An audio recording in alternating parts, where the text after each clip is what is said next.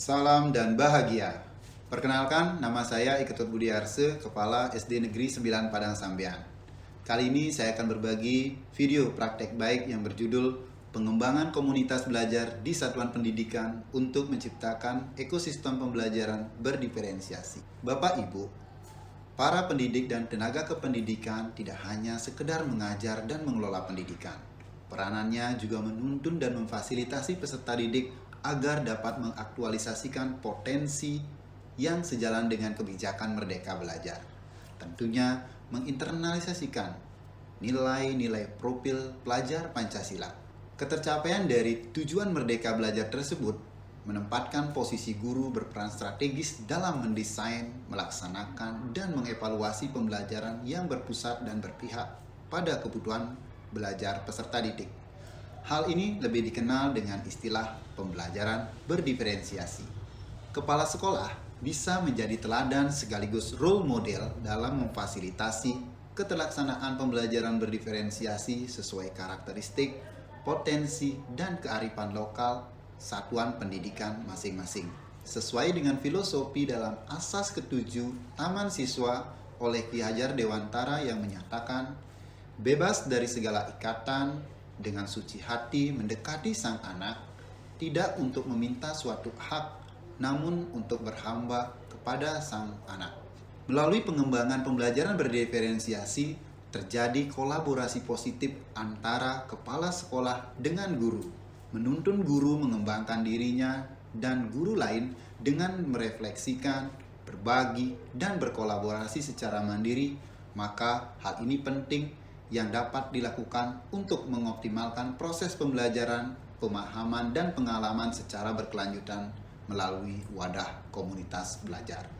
Situasi kondisi yang menjadi latar belakang kajian ini adalah pasca pandemi COVID-19, kurikulum yang telah direlaksasikan, pola pembelajaran mengajar yang harusnya diadaptasi di satuan pendidikan terjadi perubahan dari teacher center menuju student center dalam kegiatan pembelajaran. Berdasarkan pengalaman mengikuti program pendidikan guru penggerak, menunjukkan keterlibatan dalam pembentukan jejaring komunitas-komunitas praktisi yang ada di satuan pendidikan maupun antar daerah. Namun, ditemukan berbagai kendala yang umumnya seperti keengganan rekan sejawat untuk selalu berubah, persoalan teknis kegiatan, hingga kebijakan atau sistem dari satuan pendidikan yang kurang mendukung dalam kegiatan komunitas. Pada hakikatnya, pembelajaran berdiferensiasi merupakan integrasi antara keterampilan sosial emosional untuk memahami kebutuhan peserta didik sehingga memotivasi dan tujuan daripada pembelajaran tercapai.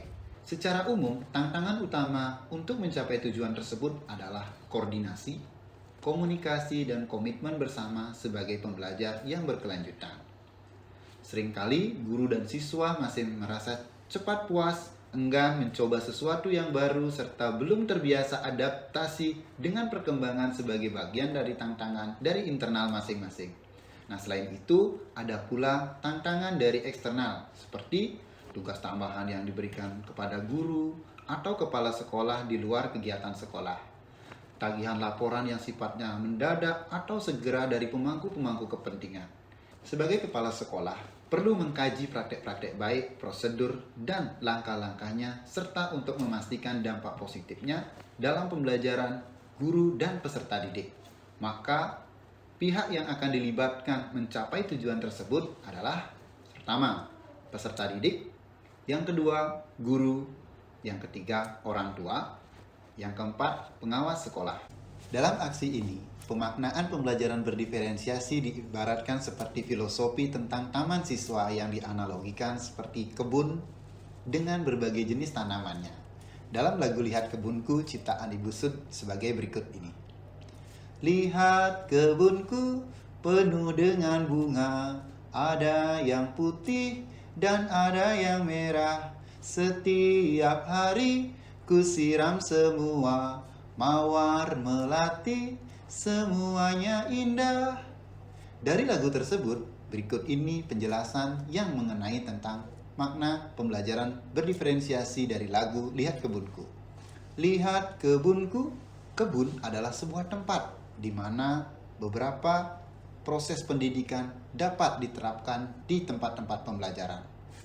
Penuh dengan bunga, banyak tumbuh, bebungaan dan tanaman lainnya yang bermakna sesuai kodrat hidup setiap anak-anak dengan karakteristik, potensi yang berbeda-beda. Setiap individu anak itu memiliki keunikannya masing-masing. Setiap hari kusiram semua.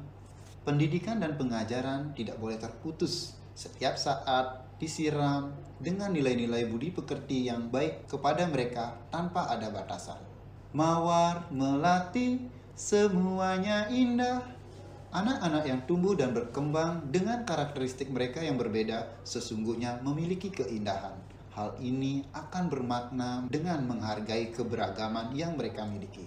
Ada 3 ide besar untuk mengoptimalkan terbangunnya komunitas belajar profesional yang efektif di satuan pendidikan. Pertama, fokus pada pembelajaran. Artinya, peserta didik dan guru juga sebagai pembelajar, sama-sama menjadi pelajar sepanjang hayat. Membudayakan kolaborasi dan tanggung jawab kolektif. Dalam ekosistem pendidikan, demi membantu murid mengoptimalkan proses belajarnya, kolaborasi yang dilakukan melalui kegiatan berbagai praktek baik pembelajaran, serta mencari solusi dan inovasi dalam pembelajaran untuk memecahkan masalah bersama-sama.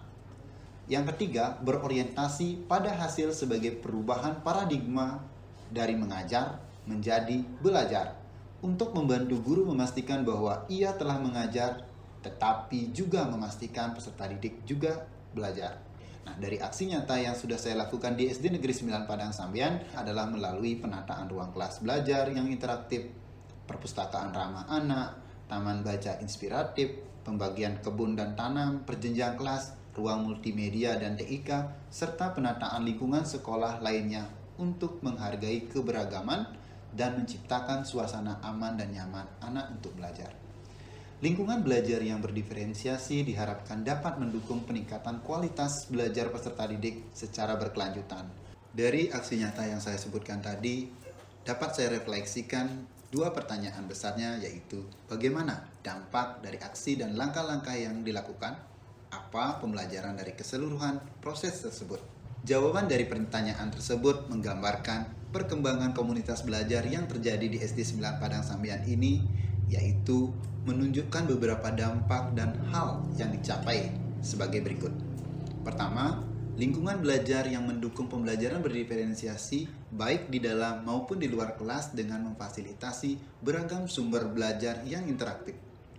Pemetaan kebutuhan belajar, karakteristik, serta kondisi lingkungan belajar dengan pendampingan dan perhatian khusus, penerimaan dan penguatan diri perlu didukung oleh keluarga, serta semua pihak saling mendukung satu sama lainnya.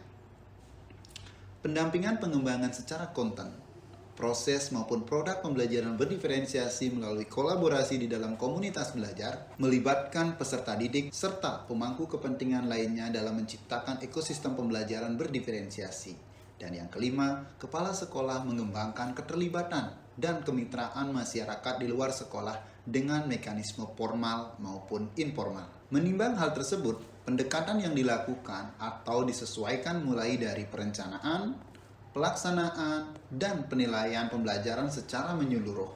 Komitmen bersama untuk memberikan pelayanan terbaik kepada anak yang berpusat pada murid adalah yang utama, sehingga pengembangan komunitas belajar di satuan pendidikan diharapkan menjadi transformasi dalam meningkatkan kapasitas pendidikan.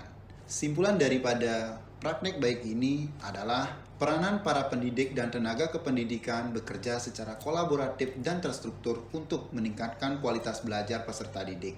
Keberlanjutan perkembangan komunitas belajar ini tentu perlu didukung oleh sarana dan prasarana yang dapat mengoptimalkan komunitas belajar, menciptakan ekosistem pembelajaran berdiferensiasi. Hal ini sejalan dengan pandangan dari Edouku Koyennikan yang menyatakan akan ada kekuatan luar biasa ketika sekelompok orang dengan minat yang sama berkumpul, bekerja menuju tujuan yang sama. Demikian video praktek baik dari saya. Salam dan bahagia. Terima kasih.